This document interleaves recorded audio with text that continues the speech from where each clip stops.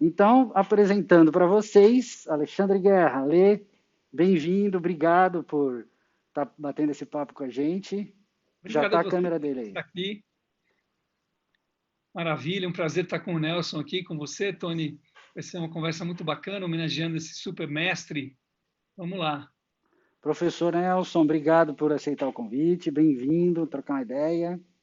Senhores, obrigado. Eu tô emocionado, assim, é muito especial para mim conhecer o Alexandre, assim, uma oportunidade como essa, e obrigado mesmo pela oportunidade. E, mais uma vez, eu quero dizer parabéns pela produção, que está muito bacana. Que evento show de bola. Vamos fazer bonito aqui.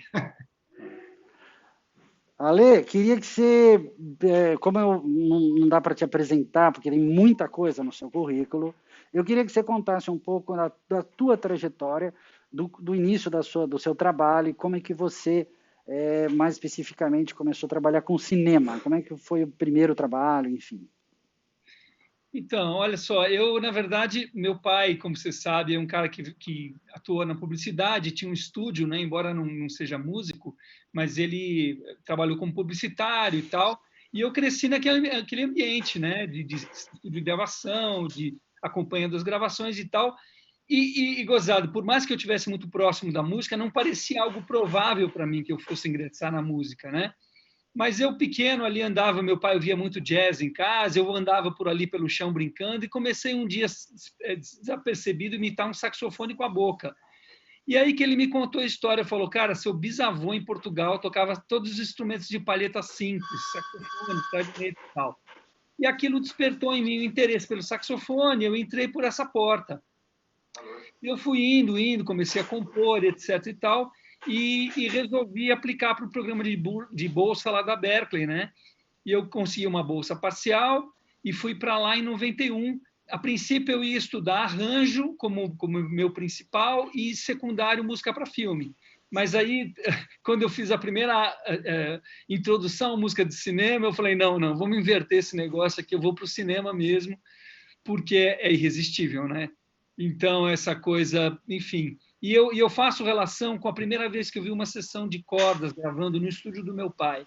Eu sempre digo que é como se fosse uma flecha que tivesse atravessado o meu peito, assim, sabe? Como se fosse um arco de violino atirado contra o meu peito. É uma coisa que me flechou, eu não sei nem explicar, e aquilo me impregnou. Eu acho que a coisa do uso das cordas é muito presente na música de filme, né? E Sim. talvez eu tenha perseguido um pouco isso, não sei. Mas aí eu voltei para o Brasil em 95 e comecei ali fazendo os primeiros documentários para a TV Cultura, em paralelo trabalhando com publicidade, tentando me viabilizar, e eu venho nessa história, né? E em algum momento eu pude me independer completamente da publicidade, me dedicar exclusivamente primeiro à música de filme, depois a música de filme, televisão e tal, e depois comecei um trabalho paralelo como compositor de música de concerto e venho equilibrando as coisas, né? E vivendo esse universo da criação dedicada à narrativa, né? À arte dramática, é isso. Sim. Qual que seria o seu primeiro trabalho que você acha que é a sua primeira trilha mesmo se você tenha sido para documentário? Então, eu acho que assim, eu fiz um documentário para a TV Cultura que foi o especial de Abrolhos, né? Mas eu acho que esse, embora seja o primeiro tecnicamente, meu primeiro trabalho que eu considero é um documentário do Monteiro Lobato chamado Monteiro Lobato, um furacão na Botocúndia, porque foi a primeira vez que aí eu realmente gravei com regional de choro, fiz música de época, sabe? É um trabalho que eu tenho um carinho especial, assim. Eu acredito muito nessa coisa de fazer música com músico, com gente, sabe? Essa coisa orgânica que eu gosto muito. Então, esse Sim, trabalho é o primeiro que eu pude empregar esse DNA, sabe? sim, demais. Você chegou a estudar com o Cole Reuter, né? Aqui. Com o Ele, Corroy, eu estudei. Quando eu voltei dos Estados Unidos, eu tinha uma amiga que me sugeriu, né? E eu tive, então, lá na casa dele, ele já estava bem velhinho, né? E foi sim, engraçado, porque eu deixei uma suíte para orquestra que eu tinha escrito. E aí ele me ligou assim, falou: Meu, venha para cá a qualquer hora do dia ou da noite. Eu falei: Mas o que aconteceu? Não, preciso falar com você urgente. Eu fui lá 11 horas da noite no apartamento dele lá na São Luís. Ele falou: Olha, eu preciso fazer uma declaração para você importante. Você tem um conhecimento muito avançado disso ou daquilo, mas tem muitas lacunas. Eu sugiro que a gente comece do zero. Então eu fui lá com, sei lá, 25 anos, começar tudo de novo, né? Harmonia funcional e contraponto de novo e tal. Mas foi muito legal, cara. Então eu vim, de certa forma, na Operação Tapa Buracos com o Kohreuter, né? E foi muito Mas é legal. uma experiência incrível, né? Porque ele foi uma figura muito importante, um professor de muita gente, né? Da composição brasileira, né? Eu acho que ele é a Nádia Boulanger do Brasil, né? Olha, é uma lenda, né? Tipo, muito legal. Massa. Eu acho que esses caras têm pessoas que têm o poder de encantamento, sabe? Que desperta você de dentro de você mesmo. Eu acho que ele tem esse poder, sabe? A mágica dele é acordar algo que está em você, sabe? Uhum. Que não é do outro, mas que é seu e ele reconhece aquilo. Um dia ele falou para mim, Alexandre, ele estava tocando o exercício que eu tinha feito, você tem estilo. Ele não disse que era bom, que era ruim, ele falou, você tem estilo. E eu acho que uma coisa que marca a minha música é que as pessoas me reconhecem nela. Então, tem alguma coisa pessoal, né? Que às vezes a pessoa pode escrever muito bem, mas não tem uma identificação. E ele Sim. diagnosticou isso sem eu muito saber o que ele queria dizer, mas hoje eu entendo. Sim, demais. Pelo que eu sei dele, assim, ele era um cara que instigava muito os alunos, né? A perguntar, a questionar, mais do que cagar regras, mais do que ditar fórmulas, Sim. né? E fazia o compositor se desenvolver muito, né? Sim. E isso você, nessa época que você começou a compor para orquestra independente de audiovisual, músicas de concerto? Então, Gozar, nessa época eu tinha voltado dos Estados Unidos sem muito trabalho. Então, o primeiro ano aqui eu compus essa suíte para orquestra. Eu já compunha lá alguma coisinha, mas eu tentei ali, é o meu primeiro trabalho assim mais autoral para orquestra, tal, mas que nunca nem foi tocado, era uma coisa muito experimental, estava muito no comecinho ali, né? E aí por isso que eu levei para ele, mas a realização do meu trabalho mesmo com orquestra gravando foi um pouco mais para frente, em 99, que eu comecei aí gravando com orquestra de câmara algumas coisas e tal, mas enfim, que demora essas oportunidades, né? Mas mais maciçamente me dedicando a isso mais exclusivamente nos últimos 6 anos. Saquei. É mais recente mesmo, então. Eu sempre fiz, mas agora nos últimos 6 anos eu abri uma licença na minha vida para me dedicar uma parte do meu tempo oficialmente para isso, sabe? Sim. Posso te perguntar já uma questão um pouquinho mais objetiva em relação ao processo de trabalho, né? Porque a gente fala muito com muitos compositores e cada um tem uma fórmula de preferida, vamos dizer, de entrar no processo de produção de um filme, que obviamente é uma contribuição assim colaborativa entre muitas pessoas e que capitaneadas, vamos dizer, pelo diretor, que vamos dizer o autor principal dessa obra, né? Mas para você, qual que é o jeito ideal que você gosta de entrar num processo para fazer a música de um filme?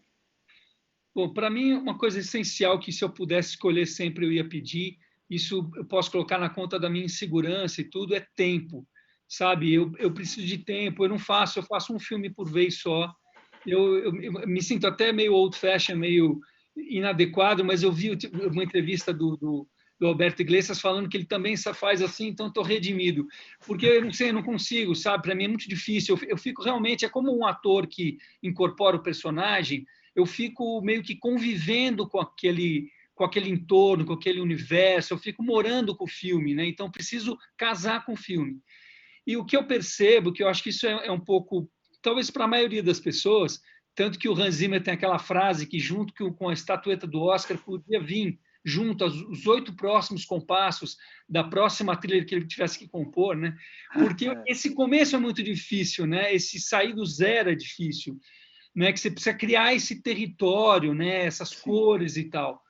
E eu digo também que os filmes, mesmo de um mesmo diretor e tal, eles nunca se repetem, então você vai meio que ter que reinventar as ferramentas, sabe? Você vai reinventar o martelo, o serrote, tudo de novo, porque, embora sejam as mesmas ferramentas, elas têm que ser abordadas com frescor, de uma forma nova, você vai ter que revisitar o Dó maior pela primeira vez, sabe? Você tem que redescobrir o que já existe, porque você talvez vá abordá-lo de outra forma. Então, eu acho que tem esse ingrediente de você poder se impregnar do filme, sendo pelo roteiro, por tentar entender do diretor o que ele espera, porque, no fundo, não é a música que você quer fazer, mas é a maneira com que o diretor quer contar a história, né? É a visão dele porque você pode ter uma leitura diferente. Então ele fala, por exemplo, não, eu não quero revelar para o espectador ainda que esse cara é o vilão. Então a música vai poupar esse vilão nesse momento, eu ainda não vou entregar esse jogo. Toda essa forma de você lidar com a narrativa vem do diretor. Então a sua relação invariavelmente é entrelaçada com o diretor e com o montador, né? Você está lidando também com outra coisa que é essencial, que é o tempo psicológico da cena, que a música consegue, enfim, esticar ou apressar, né? Essa relação temporal psicológica, né? A gente está entrando, esse é o nosso território, né? Nesse sentido da entrada, tem uma questão. Exemplo, alguns compositores, por exemplo, Gabriel Yared, que é um cara que ganhou Paciente Inglês, fez muitos temas bonitos e sinfônicos e tal, ele sempre fala que gosta muito de entrar no processo antes do filme ser rodado. Ele gosta de ver o roteiro mesmo e começar a compor, pensar. E ele explica por quê. Porque depois, na finalização do filme, quando o filme já está rodado e vai ser... Normalmente, o diretor já está numa agenda pensando de quando vai estrear o filme, já está com outras preocupações, e a cabeça do diretor, no final, está um caos, e ele não consegue estabelecer uma comunicação adequada para criar a sua música. Então, ele diz que, por outro lado, existe, lógico, outro perfil de compositor que é muito inspirado pelas imagens, né? Que não consegue, tudo bem, eu vejo o roteiro, mas eu quero ver as imagens prontas, até não me recordo quem agora falava justamente de que queria ver as imagens prontas, porque o roteiro era uma coisa, mas cada diretor, um diretor diferente, né, um mesmo roteiro com vários diretores, vão dar vários filmes diferentes. Então ele queria fazer a trilha para o filme e não para o roteiro, enfim, são visões, né? No seu caso, o que você acha mais legal? Então, assim, eu concordo com o Yared, que eu acho que quanto antes você entra, mais você tem chance, inclusive, de evitar uma coisa que eu acho perigosa, que é o lance do diretor se apaixonar pelas músicas temporárias, né? Isso é uma razão importante, que você já começa, eventualmente, tendo alguma coisa para ele começar a montar com música tua. Então, eu acho que isso é uma vantagem. Mas isso, enfim, não é uma coisa que a gente controla. Muitas vezes você chega, o filme já está no primeiro corte e tal. Eu já tive situações em que eu tive sequências do filme cortadas para eu poder criar música, e a música que eu fiz não serviu ao filme. Então, assim, eu coleciono todas as experiências, sabe, de coisas que poderiam dar certo e não dão, porque como você lida... De repente você pegou lá como eu já recebi do Tempo e o Vento, por exemplo. O cara criou um select de imagens para mim, de sequências, para eu poder ter um pouco a cor do filme, o tom, a luz, etc. Lógico, tudo bem, ajuda na inspiração, mas, cara, sem o diálogo, sem a atmosfera dramática, você está meio ilustrando o vazio, né? É difícil isso, porque é nesse intervalo do silêncio, da resposta de um diálogo, que você opera, né? Então, no meu caso, eu tive experiências que, às vezes, com muito pouco eu consegui criar algo que funcionava. Eu fui, por exemplo, vendedor de sonhos, eu fui no set de filmagem, ver uma cena, voltei para casa, compus o tema, mandei para o Jaime falou, esse é o tema do filme. O filme nem tinha começado a montagem. Eu falei, cara, será que vai funcionar esse negócio? E funcionou. Mas, entende? Não tem uma coisa muito pronta. Né? Não tem uma regra, né? Não. Agora, professor, você ia falar uma coisa? Não, aproveitando essa parte de processo criativo, né? Alexandre, até a gente vai acabar caindo, o Morricone citava isso em algumas situações, citou isso em algumas situações de vida, que é o papel de compositor e arranjador. Você faz questão dos dois, você já houve situações de compor e outro arranjar, né? Como é que você vê esses papéis, essa atuação? Você fala assim, não, o que eu compus, eu tenho que arranjar, eu tenho que orquestrar, senão não adianta. Como é que você vê? Então, eu gosto muito da coisa da orquestração, né? É meio uma vaidade, talvez, mas eu tenho não, mas de verdade eu gosto demais. Mas eu percebo que eu tenho o que eu falo, que eu troco de cartola, sabe? Então tem hora que eu estou na cartola do compositor, porque às vezes eu crio uma, depois eu vou fazer orquestração, e aí eu troco de cartola e vou para a cartola do orquestrador. E aí eu troco mais uma vez quando eu vou reger, coloco a cartola, tem que estudar, é outro métier, sabe? Então, o nosso trabalho é muito de trocar de... Acho que de cartola é muito pretensioso, mas de chapéu mesmo, sabe? Você troca de chapéu, né? Você tem essas várias... O Morricone é um cara que compunha direto na partitura, na grade, né? Ele escrevia. Então, eu acho que ele já concebia tudo meio junto. Eu vou mais ou menos assim, mas eu não vou na minúcia do contraponto, né? Eu vou para o papel depois, porque senão eu perco muito tempo nesse processo. Então, no momento que o cara bate um martelo, aí eu vou buscar. Eu aproveito para comentar um negócio do Morricone que é muito interessante, que a coisa da linguagem dele para cinema, por exemplo, a história do Velho Oeste, dos filmes de faroeste que ele fez, né? E todo mundo tem isso como se fosse uma linguagem que ele tenha criado no faroeste.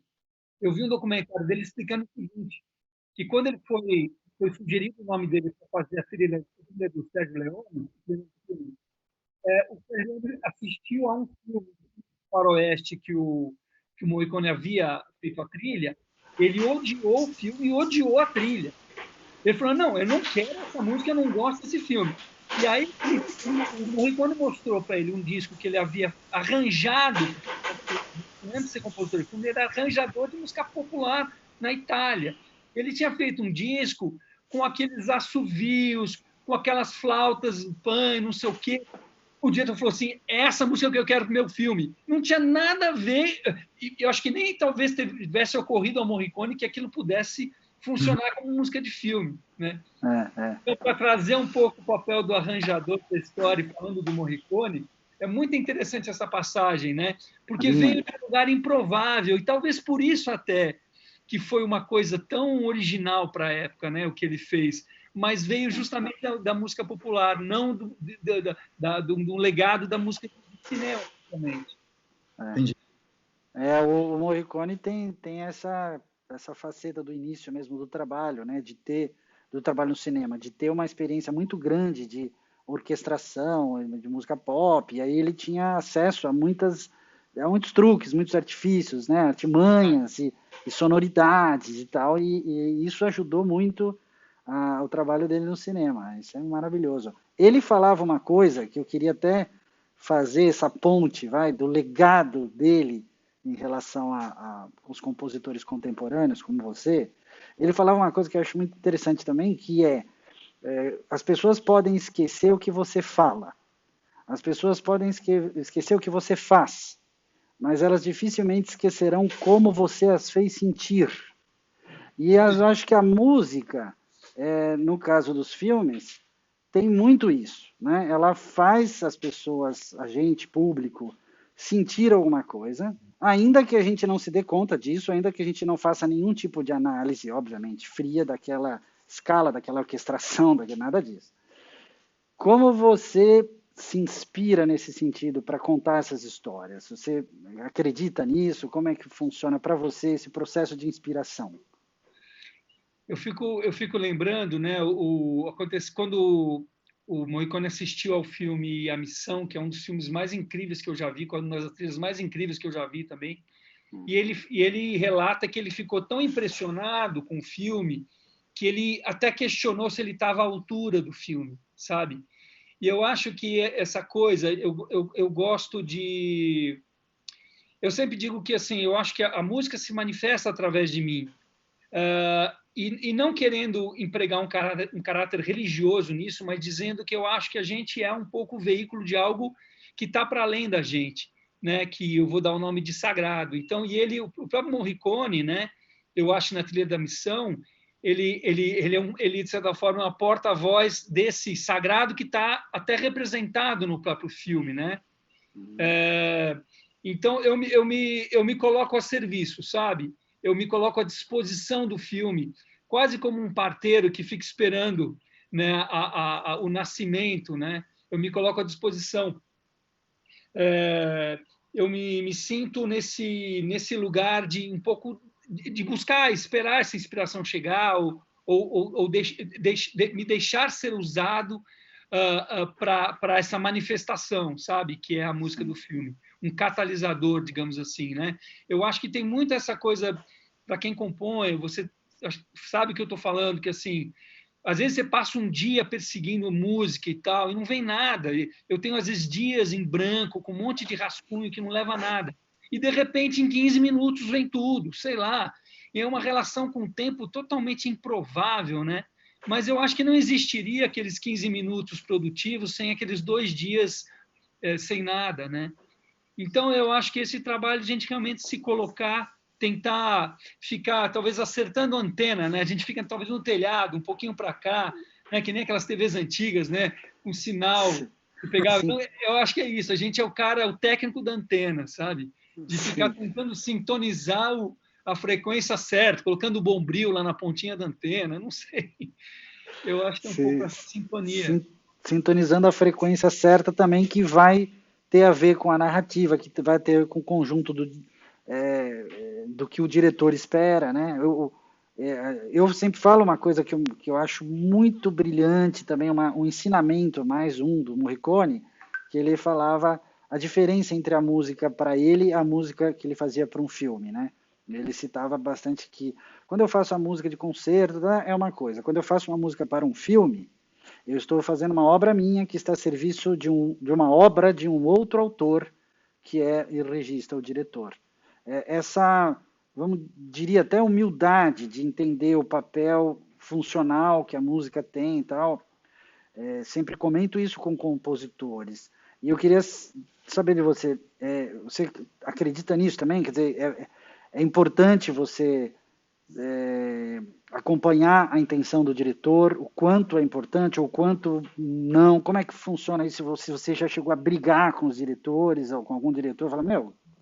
Então, eu acho que, inclusive, eu acho que essa coisa que o Morricone fazia, a prática de ter música de concerto, né, música própria, é uma coisa que eu adotei por uma razão, além da minha vontade de realizar a minha obra, mas por uma razão importante, que é libertar o meu desejo por me expressar, porque às vezes eu me via colocando mais nota, ou fazendo um empenho maior, colocando mais pessoalidade em algo, por uma vontade de que a música fosse um pouco para além do filme, sabe? Por a vontade de deixar aquilo como legado, como composição. Não que isso não seja legítimo, mas isso pode entrar no caminho do filme, pode ser, entendeu? Pode ser, ou pode deixar a música over e tal. Então, eu acho que quando você tem um trabalho teu, você se liberta dessa necessidade de criar algo, deixar algo para o filme que você entende. Então, te dá esse desprendimento, essa distância. Então, eu acho que é muito importante a gente ter um trabalho onde a gente veicula ou coloca tudo aquilo que a gente quer colocar para estar completamente, como ele falou, a serviço do filme, né? A gente tem que realmente se colocar nessa posição, né? E eu acho que às vezes é difícil, né? Porque assim, você falou brigar com o diretor, né? Eu acho que a gente, lógico que tem um senso que você quer, de alguma forma, acreditar na música que você está fazendo. Então, você vai despindo ela muitas vezes, tornando ela mínima, com muito pouco, mas você quer que, pelo menos, ela preserve algo que você se identifique, se reconheça, ou pelo menos acredite enquanto música, né? E eu vou falar uma frase do Morricone aqui, cara, que eu anotei no documentário dele, que eu achei sensacional, que eu acho que se emprega bem ao que eu estou falando, que ele diz o seguinte: a melhor música de filme é aquela que você pode escutar. Música que você não consegue escutar não é uma boa música de filme, porque o diretor não deu a ela espaço e volume. E, cara, eu acho interessante isso. Quer dizer, se a música não tem relevância, né, nenhuma, quer dizer, por que eu vou exibi-la, né? Ou então o diretor tinha tanto medo que a música fosse tão eloquente que ele afundou a música embaixo dos diálogos e aquilo é para ficar naquele lugar, sabe? Sim. Então, e uma vez eu vi o Alexandre Desplat perguntaram ele sobre a música do Morricone, ele disse o seguinte, falou, olha, a música do Morricone é uma música que se impõe ao filme. Você não pode esperar contratar o Morricone para um filme em que a música dele não vai que vai ser algo textural, de fundo, que não vai dialogar com o filme. É uma música que ela aparece, ela é presente, enfim, ela é presente, né? Ela é importante do ponto de vista de narrativa mesmo, né? Mas você pode ter uma música que seja subliminar e ela conduz a narrativa perfeitamente, não se mostrando, sabe? Talvez o que ele quis dizer é que a música do Morricone, ela realmente ela é inescapável, você não consegue esconder ela, sabe? Eu acho que muito em função da melodia, ela tem um discurso, né? Ela tem um discurso muito proeminente, eu acho, normalmente. Sim. Ele falava isso. Eu queria aproveitar esse gancho aí do criatividade, versatilidade e tal. Até foi um pensamento que eu tirei desse livro aqui, sabe, Tony Berkman? Já li. Valeu. Não, você comenta uma coisa interessante no teu livro, Tony. Aí, Alexandre, eu queria ver isso com você. Quando ele vem para o mundo no Western Spaghetti, né, e vem aquela avalanche de criatividade, eu li até numa outra literatura, eu achei uma descrição de elementos que ele no estúdio foi atrás de sons assim, quer dizer, ele misturou de bigorna a voz lírica de mulher com guitarra, gaita, vento soprando e deu aquilo, né? Então, com o Sérgio Leone, com as narrativas do Sérgio Leone, aquilo realmente foi o que foi, não precisa nem ficar... Então, a questão é assim que eu vejo, versatilidade, ou seja, o desprendimento que ele tinha para a criatividade.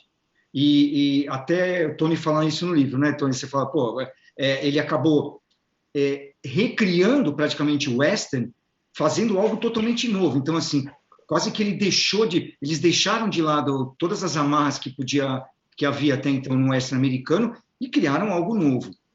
Então, assim, essa versatilidade e criatividade, você acha que fez do Morricone um cara atemporal? Assim, até em relação a gênero, você pega, por exemplo, eu acho que é no 87, 89, ele faz Os Intocáveis e faz Cinema Paradiso, quer dizer, mergulha em dois universos completamente diferentes e traz criatividade, traz impacto.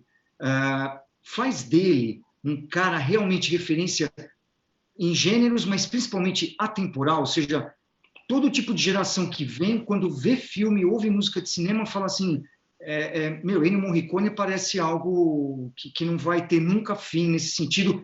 E aí eu pergunto, pela criatividade, pela versatilidade, você acha que é possível de se tornar essa, mais até do que talvez John Williams, não sei?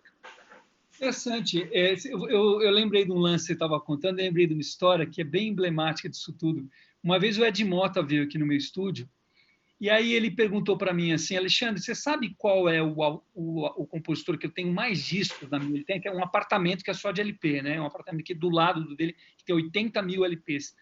Qual é o compositor que eu tenho mais discos? Eu fiquei lá, chutei uns 10, ele falou, não, Ennio Morricone. Eu falei, como assim? Ele falou, eu tenho 128 LPs do Morricone.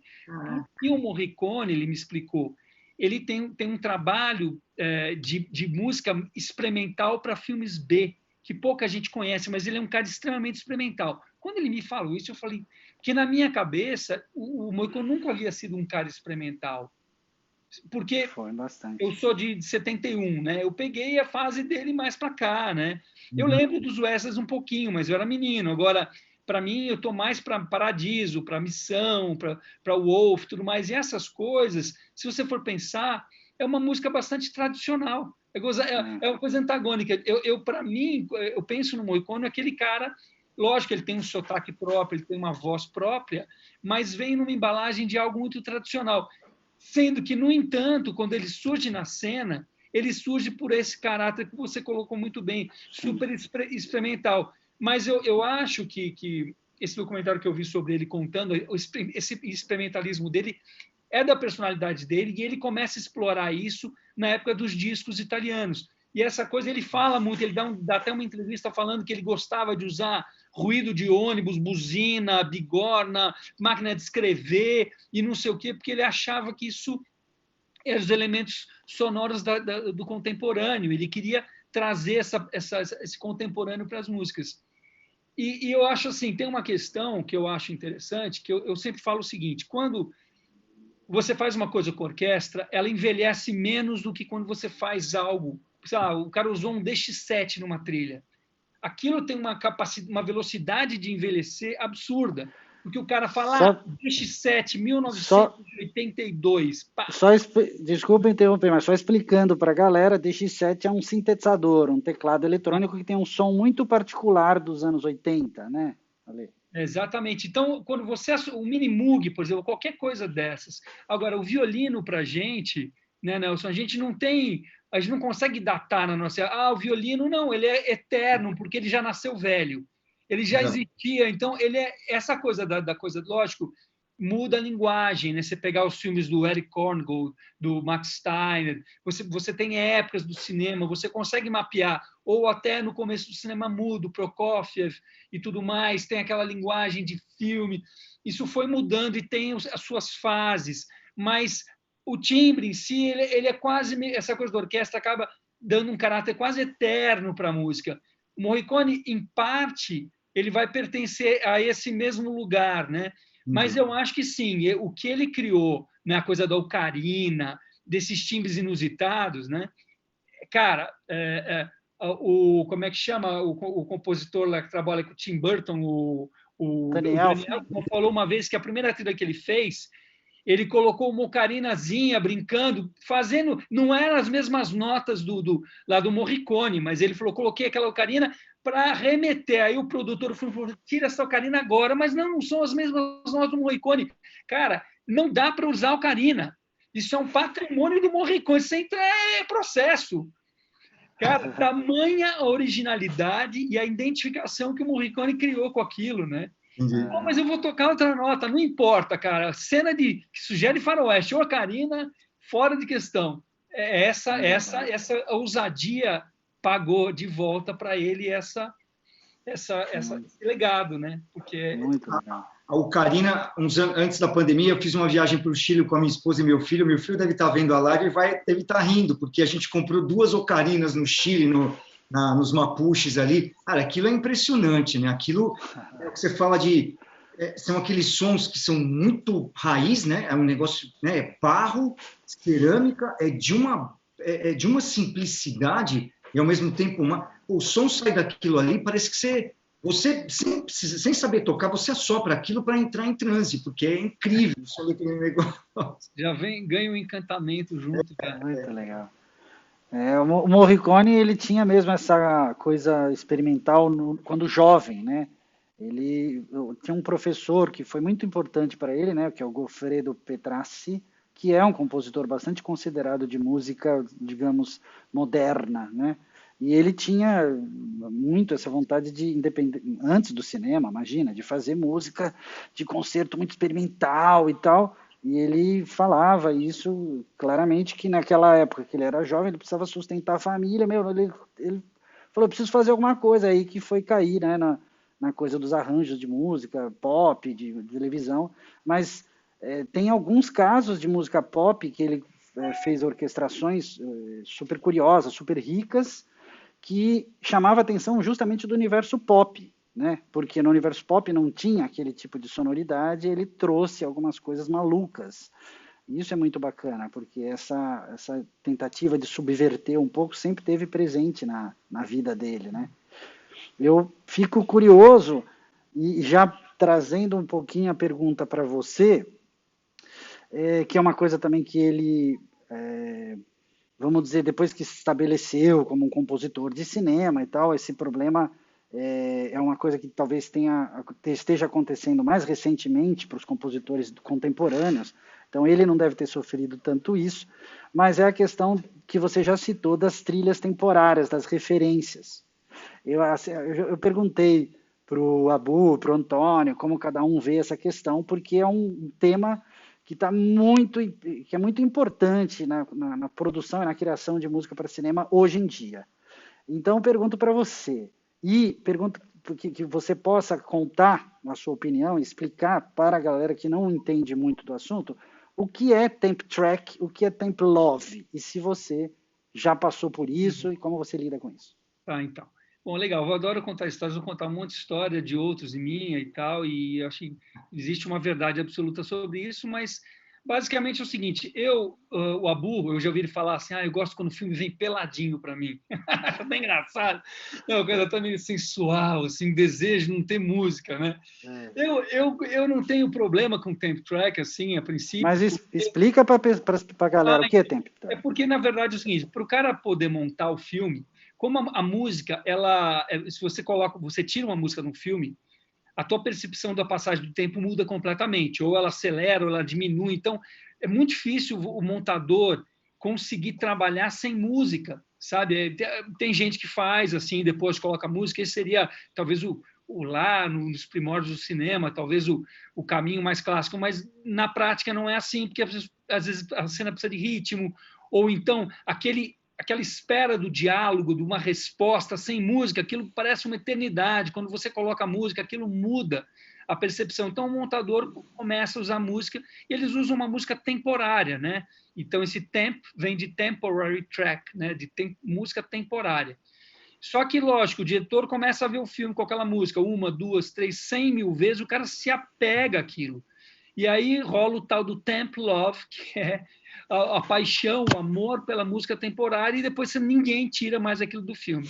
E aí a história do cinema coleciona, enfim, milhões de histórias sobre isso, desde o 2001, né, que houve música original escrita para o filme, e depois não tiraram as músicas temporárias, e aí tem várias versões sobre essa história, que na verdade o diretor não queria que fosse música original, queria aquelas, enfim. E tem várias situações assim. Eu acho que já aconteceu comigo, por exemplo, de tentar fazer várias versões de uma música para uma cena, e aí os caras acabaram que compraram os direitos daquela música e deixaram aquela música lá. Às vezes é difícil, porque às vezes tem um encaixe, uma coisa que é impossível de você conseguir. Agora, eu vi, para citar o Gabriel Yahed, que você falou, ele falou uma coisa que eu já sabia para mim, mas me admirei dele falar. Falou, olha, a música, se eu tivesse que levar uma música para a eternidade, uma só, eu levaria a trilha do Camille Claudel. E aí ele falou por quê? Ele falou, olha, quando eu cheguei para fazer a trilha, o filme foi todinho sonorizado com Benjamin Britten, com Mahler e Bruckner. Ele ficou desesperado no começo, mas isso forçou ele, instigou ele, empurrou ele para um lugar de excelência, para um lugar de expressão, de potência musical muito grande. A música do Camille Claudel é extremamente potente. Então, eu acho que pode ter o efeito de te colocar na parede também, de ficar, claro, afrontado por aquilo ou apavorado, mas, por outro lado, também pode te empurrar para você, né? Eu tenho uma relação positiva com música temporária, porque eu acho que o diretor começa a deixar claro o que ele espera que a música faça pela cena.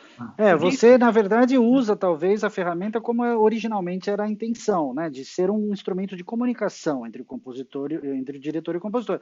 Porque o diretor não é obrigado a entender de música, de referências musicais. Então, ele coloca alguma coisa ali para te explicar de uma forma mais prática, não é isso? O que ele deseja, né? Sim, porque, olha, assim, mesmo entre músicos, falar de música é uma matéria muito abstrata, né? E eu acho que só quando você contrapõe a imagem com música que você começa a realmente perceber como é que ela reage, né? Eu vou te dar um exemplo prático também que eu acho interessante. Eu fiz a trilha de um documentário que foi o primeiro original da Netflix no Brasil, que é um filme da Laerte, né? Laerte, sim, um documentário sobre a Laerte. E aí, como ele toca piano, a Laerte, eu fiquei muito pensando que a trilha pudesse ser uma trilha de piano, que refletisse um pouco dessa solidão do universo dele e tal, não sei o quê. E eu fiquei pensando nisso, pesquisando umas referências nessa onda. E aí a montadora ignorou minhas referências e montou tudo com música folk. Eu falei, música folk? Aí ela me mandou o primeiro corte, eu falei, cara, funciona muito bem a música folk. Aí eu fiquei me perguntando por que a música folk funciona no documentário da Laerte. E aí eu fiquei meditando sobre isso e me veio a resposta, porque a música folk é aquela música que surge quando o cara que morava no campo dos Estados Unidos, sei lá, o cara vai morar na cidade e tem saudade daquele espaço de liberdade que ele vivia no campo. Então, na verdade, a música folk é o solitário que mora na cidade aspirando à liberdade. Então, e o que é a Laerte? É a aspiração da liberdade. O que ela queria para si como pessoa, né? É a liberdade da escolha de ser quem ela é, etc. e tal. Cara, olha que coisa maluca. E Muito olha, fascinante. cara, se eu fosse seguir o meu instinto, eu jamais teria chegado na música folk. Talvez uma montadora, uma pessoa que tenha menos intimidade com música, vai a ela caber um desprendimento, uma coragem, uma ousadia para chegar em algo muito mais, entende, original e pertinente do que talvez eu tivesse perseguindo o meu piano solo lá, entendeu? Sim. Então, eu recebo puta isso história muito legal. Sim, não uma é? puta história legal. É o tipo da história que mostra a questão que você falou lá no começo, como música tem que ser narrativa também, né? Como tem que ser. E aí eu até te pergunto, você se sentiu em algumas situações na tua vida, assim, dirigindo o filme? Falei assim, meu, dá licença, eu vou, né, no meu canto aqui, no meu estúdio, eu vou me sentir dirigindo o filme. A música é um ator escondido atrás de tudo isso? Sim, eu acho que a música ela é usada, inclusive, para corrigir problemas do filme, né? Ah, Então, assim, quando o filme ele falta, enfim, sei lá, a atuação não é convincente, ou quando falta emoção, ela está um pouco a serviço desse lugar, né? De corrigir um pouco, ou quando a ação é lenta, você precisa dar velocidade naquilo, né? Tanto é que muitas vezes o diretor quer cortar uma cena, não, eu vou encurtar. Eles fazem essa coisa que eles chamam de tirar gordura, né?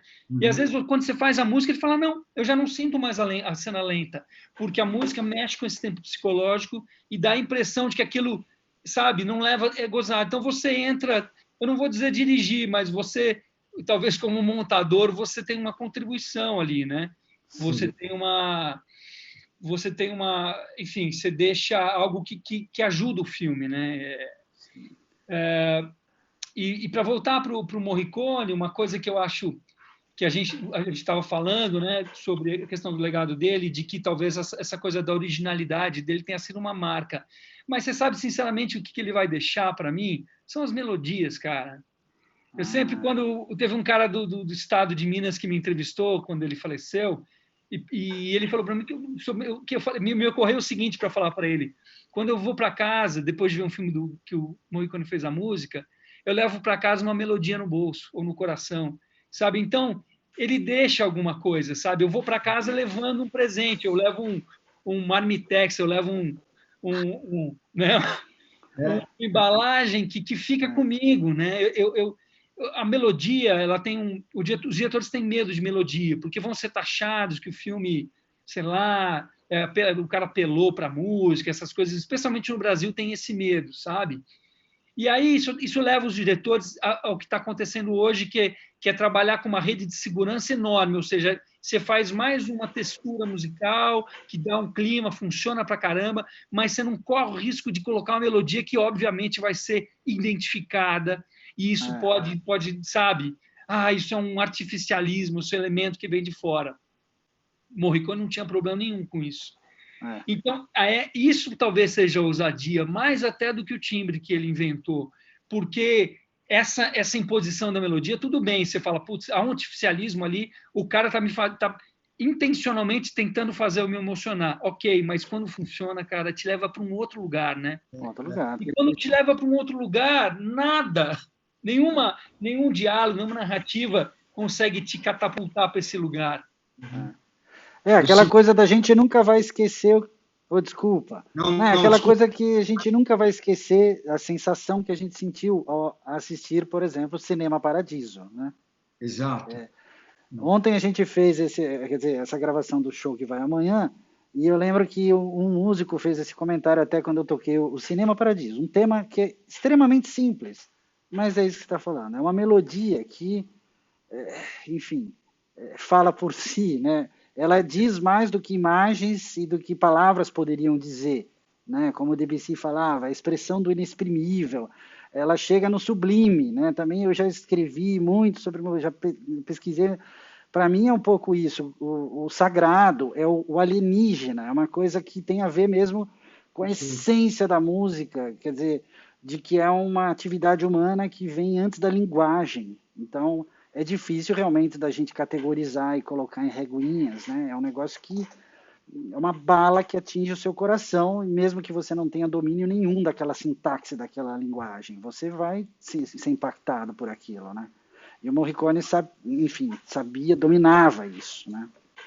Para mim, eu também vou com você, Alexandre, assim, a missão para mim eu tive essa coisa, eu levei do cinema, nossa, eu queria ouvir, eu comprei o CD e aquilo, eu punha para trabalhar às vezes aquilo, eu estava sem ideia, eu estava parado escrevendo, eu vi aquilo a milhão no fone de ouvido para tentar entrar num outro estado, porque era pura melodia, em cada um dos temas ali, né? O Gabriel Zobo, depois aquele e as trilhas todas divididas, na verdade, por ação, né?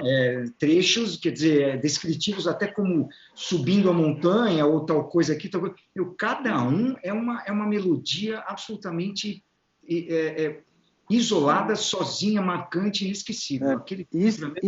Eu acho que é um... Ale, queria saber de você como compositor, isso não é um graal para o compositor poder, além de compor uma música bela, enfim, também no caso da missão, para ficar nesse exemplo lindo, cada uma daqueles temas, a costura dos temas, né, do Gabriel, do oboé do Gabriel, dos índios, o Ave Maria Guarani, cada um dos raciocínios e das inspirações, ele está extremamente costurado e pensado, e quando a gente... quem não viu a missão pode até desligar essa live e ver a missão, porque, vamos combinar, é uma aula de trilha, né, uma aula de cinema.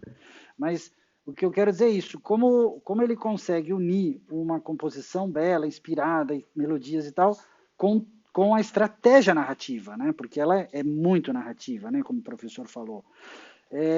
Você mira nisso? Tipo, esse também é um legado de inspiração? Como é que funciona? Cara, olha... Eu acho que é o graal, como você colocou, que todo mundo tenta alcançar, né? Esse filme, essa trilha. E aí eu comento, só um comentário antes de responder diretamente, para dizer como eu acho que quando a música chega nesse lugar de potência, né, expressiva, aí já não, aí transcende todas as barreiras, já deixa de ser música de filme, é simplesmente música. E aí, para qualquer um, para a criança que está assistindo o filme, para o maestro, para quem quer que seja, aquilo chega naquele lugar que alcança todo mundo. E eu cito uma experiência, o Jamil Maluf estava ensaiando obras do cinema italiano para um cinema em concerto, e ele não conhecia o tema da missão. E aí, o cara do oboé estava fazendo, antes de começar a ensaiar, estava lendo a melodia, né, do oboé. Aí o Jamil parou e falou, o que é isso que você está tocando? Ele falou, é o tema da... Que coisa absurda, que música mais linda, o que é isso? Quer dizer, um maestro de música erudita, que nunca tinha ouvido aquele tema do oboé, ficando completamente extasiado com aquilo, o que é isso? Então, esse lugar não é o lugar do cinema ou da música de cinema, é o lugar do sagrado, de algo que transcendeu para um outro lugar, né? Sim. Eu acho que existe um lugar que é o receptáculo dessas melodias divinas, digamos assim, e depois o trabalho do compositor é, de novo, mudar de chapéu e meio como produtor, aí sim conseguir manipular aquela argamassa criativa para as determinadas cenas e sequências do filme. Tem uma coisa prática, né? Então, na missão, por exemplo, você tem o tema que é o tema do oboé. Você tem um teminha simples que é e depois você tem o pam, pam, pam, pam, pam, pam. Então, são basicamente essas três instâncias, né? Então, uma que talvez faça referência da comunidade dos índios e do sagrado, da catequese, que é essa coisa meio coral, mas com ritmos indígenas. Você tem o tema da expressão da missão do personagem, que incorpora, que se coloca a posição de catequizar aquelas pessoas. Então, esse é o divino nele para os outros, né? E você tem esse tema singelo, que talvez represente a ingenuidade do índio, né? Essa coisa pura, né? Então, com esses elementos, ele pinta, porque ele pega esse tararirará, e aí ele faz no baixo, sei lá, É.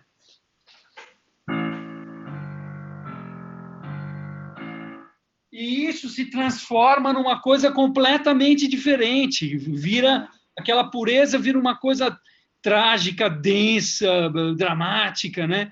Então, o trabalho do compositor também, às vezes, pegar um material temático e exorcizá-lo para transformar ele numa coisa oposta até o que é a essência dele, né?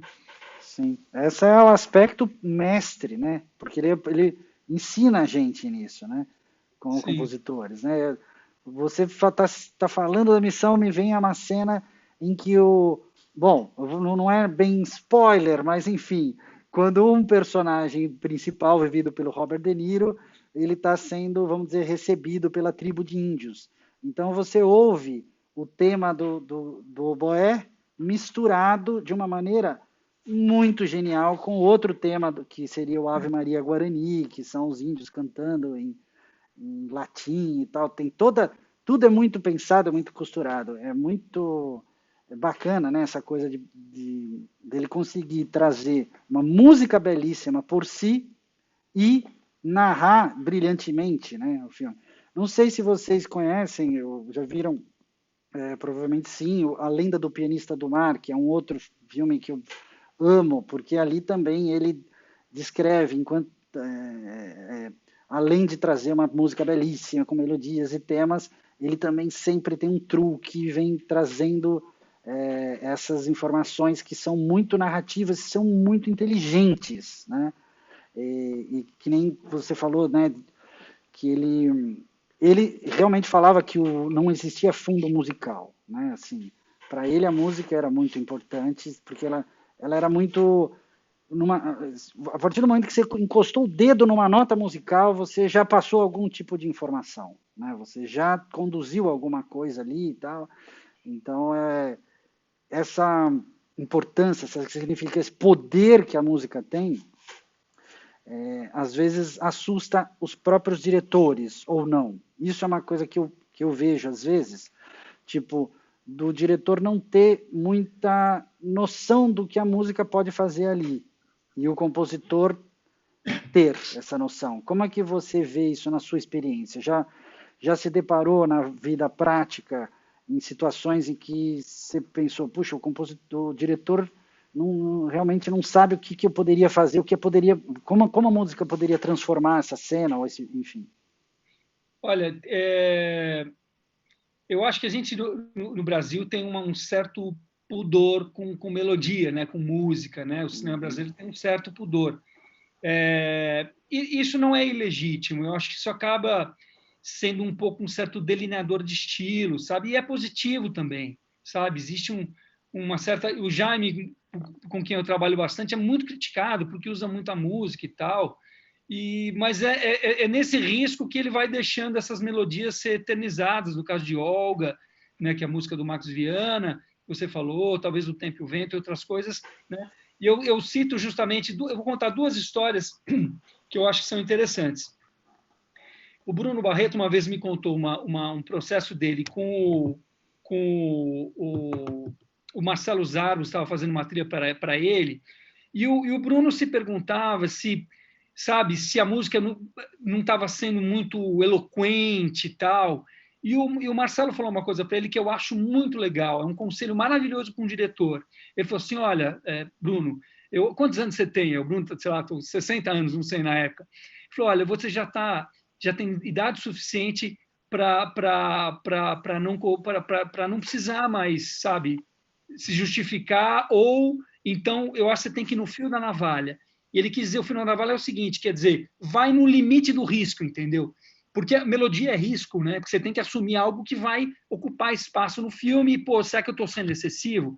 Então, o conselho do Marcelo Zaves para o Bruno foi, vai no fio da navalha, vai no limite, porque você está correndo um risco.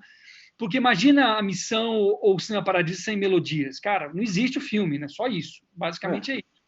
Então, foi isso. E uma experiência minha particular com o Jaime, por exemplo, depois de ele ter sido muito criticado, muita música, não sei o quê, no Vendedor de Sonhos, ele falou, Alê, nós vamos fazer um filme com muito pouca música. Eu quero muito pouca música e tal, não sei o quê.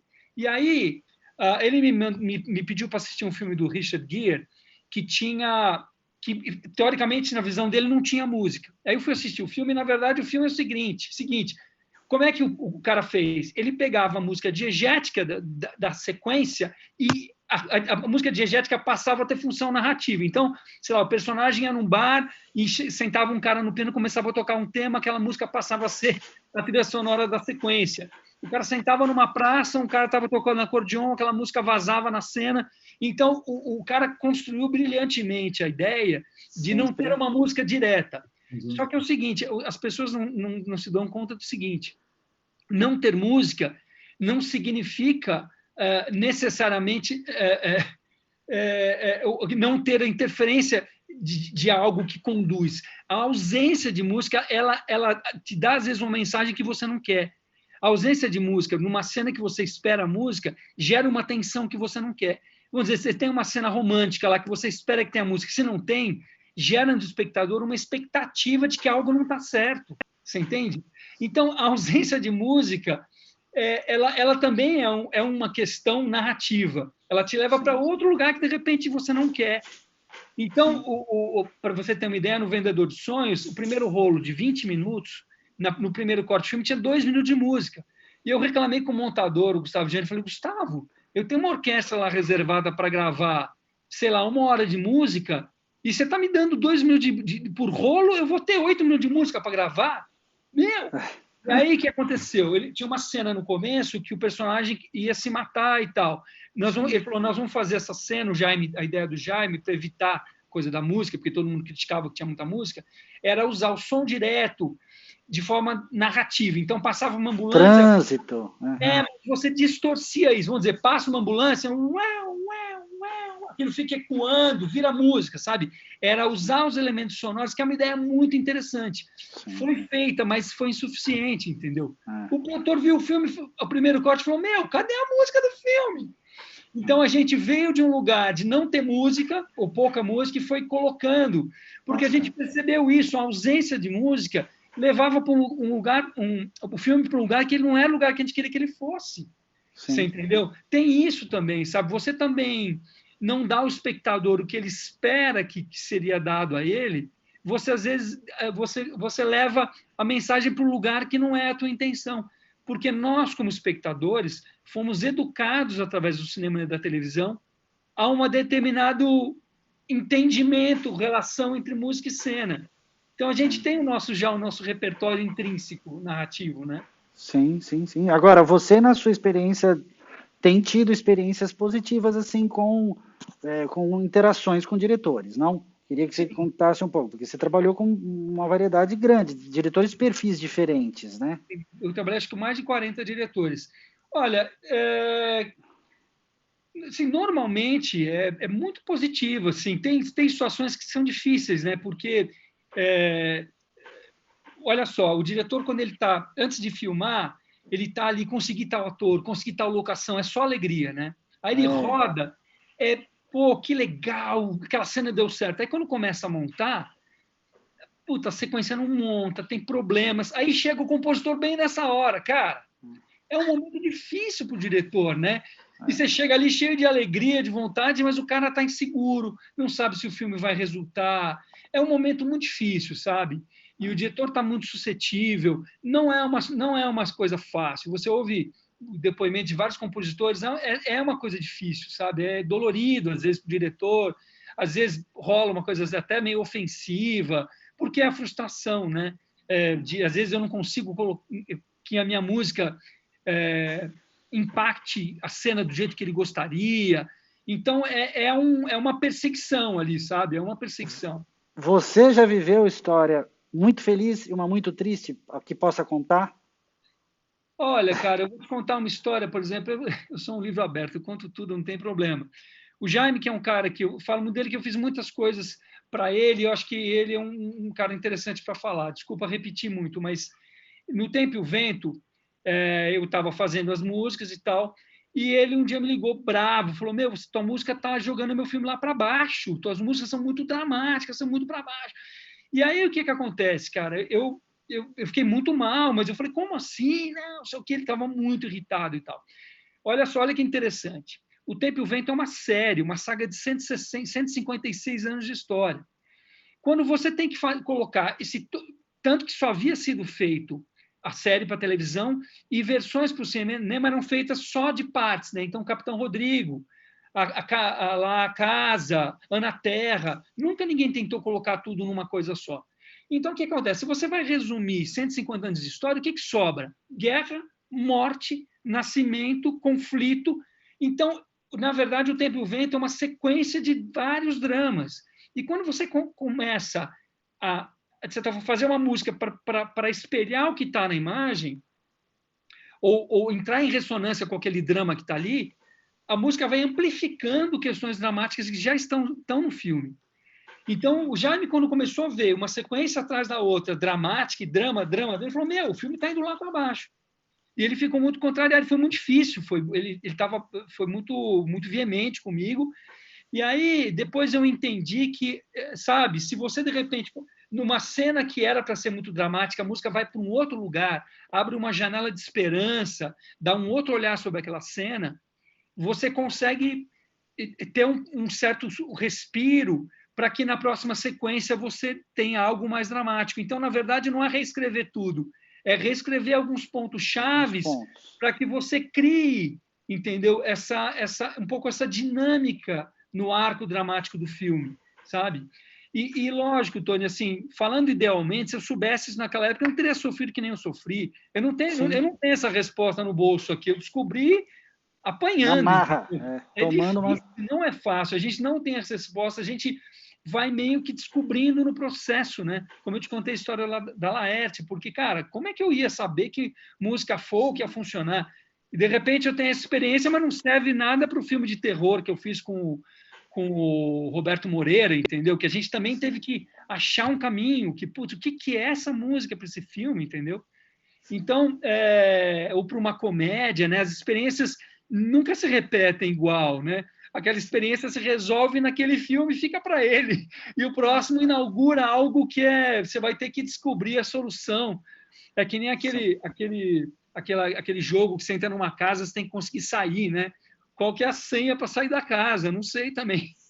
Muito legal. É uma coisa que eu acho que é muito presente na própria produção de um filme, né? Cada filme é tão diferente, a cabeça do diretor, o formato, o gênero do filme, as histórias são muito...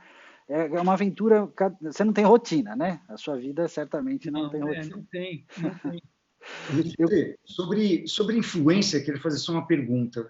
A ideia de influência, né? E trazendo Morricone, você consegue pontuar momentos que você fala, nossa, aqui eu fui atrás do universo. Veja bem, não estou dizendo, não, fala assim, não, fui copiar, não é isso, não é. A influência, a gente faz influência em tudo, né? E claro.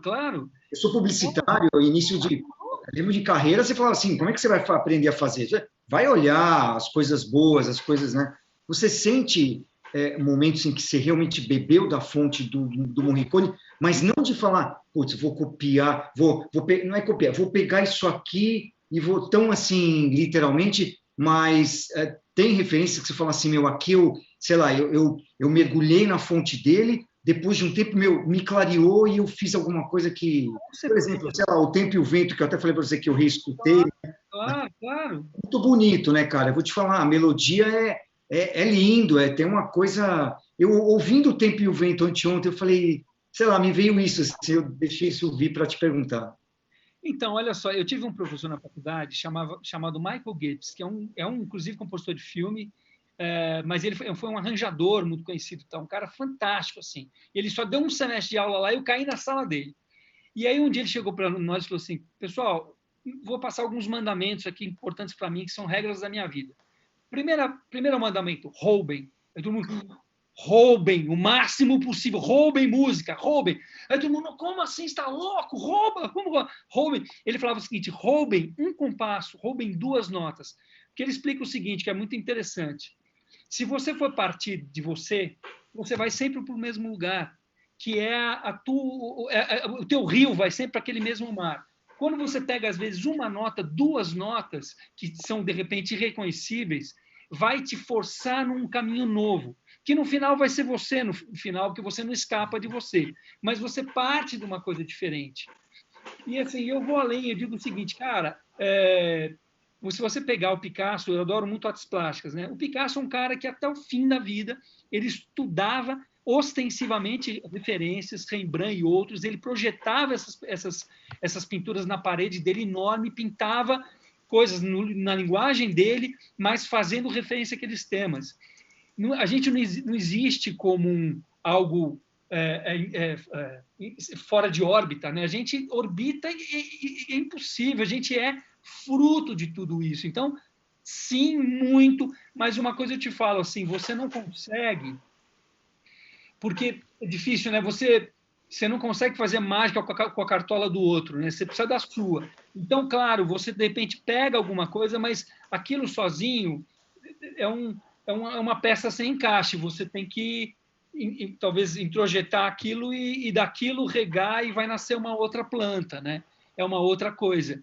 Porque senão, porque a publicidade às vezes exige que você faça um tema e assim, ali pertinho para lembrar, mas é outra coisa, sabe? Que aí você não é a tua música, é algo que você fez só para disfarçar que na verdade era para ser aquela música. Isso eu não faço de jeito nenhum, porque não tem sentido, né? E é arriscado fora isso. E como eu não faço publicidade também, graças a Deus eu não tenho esse tipo de exigência. Mas isso seria uma coisa ruim, eu acho, que aí você tem que, sabe, fingir que é e não é e tal. Eu acho isso, pega um pedacinho para se, digamos, aferir a tua sintonia naquele universo, às vezes até de linguagem musical, e dali você constrói e termina a casa com os teus tijolos, né? Entendi. Pessoal, eu vou ter que encaminhar para o final aqui, que a gente já deu uma estourada no tempo, a galera está sinalizando.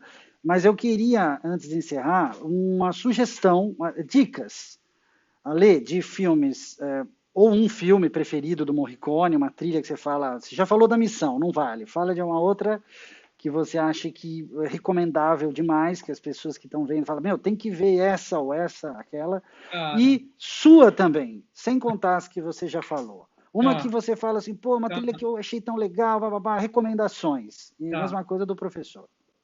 Tá ótimo. Então, eu diria assim, do Morricone, poderia falar de Uma Vez na América, né? Eu acho que é uma trilha super legal, eu acho que essa vale muito a pena, eu falaria essa. E eu acho que Cinema Paradiso, mas é tão manjada, mas enfim. E minha trilha, cara, eu gostaria que... Eu tenho vários filmes que estão para sair, que não saíram e tal. Isso, conta. Eu falaria... eu fiz um documentário para a Disney, vai sair pelo Disney Channel, pelo Disney Plus em junho, eu acho, que é um documentário lindo, chama Brasil Azul, que eu gravei lá em Budapeste, com trilhas assim, bem sinfônicas e tal, que eu acho super legal, e é um filme que aborda o Brasil, né, cara? Essa coisa maravilhosa que é o Brasil. Então, é uma trilha que eu gosto muito. Mas eu falaria, o Nelson falou tanto do Tempo e o Vento, é uma trilha que eu acho que ela tem muito essa coisa que fala o coração, né? Que se conecta com a gente através da melodia. Então, é uma trilha que eu tenho um carinho especial também. Ótimo. Professor, sua preferida de Ale Guerra, de Morricone? A gente já passou um pouco pela Missão e Cinema Paradiso, acho que são... eu botei aqui no meu papel para lembrar até. Eu gosto muito dos Intocáveis, até comentei, eu adorei aquilo, assim, acho que o filme eu acho muito legal de ver e acho até que, assim, é aquela sensação de que tem momentos em que as cenas com a trilha vai para um lugar que, não é, Alexandre? Aquela cena a coisa da escadaria, aquelas situações de tensão daqueles gangsters todos, tal, podia ficar tão óbvio com música muito de policial, muito de suspense, mas ele deu umas nuances, uns coloridos ali que eu acho que Os Intocáveis é muito legal. E Malena também, né? Que acho que concorreu ao Oscar, né? Malena, eu acho até, né? Sim. É um filme de... Putz, espera aí que eu acho que eu não tenho em algum lugar. De 2000. Filme de 2000. Então são trilhas que eu acho que vale muito a pena. Demais. Eu lembrei agora... Outra trilha que me marcou demais foi O Tempo e o Vento, porque isso aqui... Clássico. Eu sei que a gente já está... Aqui não vai dar tempo, mas como é a minha área, até lá na faculdade, eu dou aula de roteiro no curso de cinema e animação, tem o Bugigangue no espaço, né? Sim. O Bugigangue tem umas coisas... Bom, mas aqui não vai dar tempo, mas eu ia te perguntar sobre a questão da... Como é sair do live action e mergulhar no desenho animado sem uma coisa de acting, né? Exatamente, de clima e tal.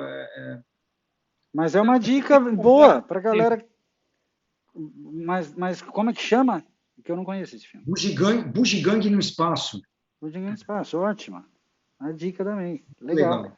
Muito legal. E, olha, eu quero convidar vocês também para continuar participando. Amanhã tem duas atividades muito interessantes, muito diferentes, na verdade, amanhã. E queria reforçar aqui, porque eu estou olhando para a câmera da galera, agradecer você que está assistindo, convidar você para assistir as coisas que já aconteceram e as coisas que vão continuar acontecendo amanhã, que é o último dia do festival. Quero agradecer aqui muito carinho desses dois. Pô, Ale, valeu. Faz tempo que eu estava querendo conversar com esse cara aqui. Nelson, um prazer, uma delícia com vocês, a conversa aqui, velho. Olha, para você que está vendo aí e não sabe também, o Ale não é só um compositor, ele é um estudioso de música de cinema, como eu, somos apaixonados pelo tema, como o professor Nelson. Então, assim, acompanha também o Ale, porque ele dá cursos, vai dar, inclusive, mês que vem, não é isso? Pela revista Concerto, né? Exatamente, 18 e 21 de maio. Está com o site, né, Alexandre, que está aí, o site está bacana, hein, meu? Maravilha, obrigado, cara. O site está muito legal, cara, simples e, nossa, tá muito bonito. Aquela arte lá na capa, galera, vale a pena, entre e acompanha ali. E tem tudo ali, né, cara? Tua vida está ali. O site é um site, tua vida ali é um site aberto, né? Essa é a sua vida. Demais. Você viu muito oportunidade incrível. Tony, obrigado pelo convite, cara. Imagina, agradeço muito vocês, agradeço o pessoal da produção do festival que está mandando muito bem, acho que está muito organizado, estou gostando muito dessa produção. Nós estamos vivendo um tempo muito difícil, né? Então, tudo é trabalho redobrado, né? Assim, então a gente está, enfim, eu particularmente estou muito feliz, porque a gente está muito engajado nessa coisa de trazer um pouco de esperança, um pouco de luz, né, para esse mundo de merda, desculpa, mas esse tempo realmente sombrio que a gente está vivendo em todos os aspectos, e para a gente aqui é uma satisfação poder realmente dividir um pouco com a galera essas experiências, tal. A gente está tendo shows também, convido todo mundo para participar do festival, é fácil, está no canal e tem nas redes sociais o resto da programação para você saber o que está acontecendo. E convido também para participar do Cinepiano, que é o projeto que eu toco, que a gente faz músicas ao vivo, acompanhamento, faz música de cinema ao vivo, né? Que a gente tem na programação de ontem, inclusive 2 programas muito bacanas, com Ricardo Hertz, com Richard Ribeiro, convidados especiais. Amanhã tem Cissa Lucchesi ainda, tem um show muito bacana de canções do Oscar, que a gente vai fazer uma homenagem muito bacana para a premiação da academia e tal. Então, e inclusive ali nesse show do Oscar nós fizemos uma pequena homenagem ao Morricone, que é, enfim, o homenageado dessa edição do festival. Então, valeu você que está aí em casa, valeu Ale, Nelsinho, até a próxima. Valeu. Beijos.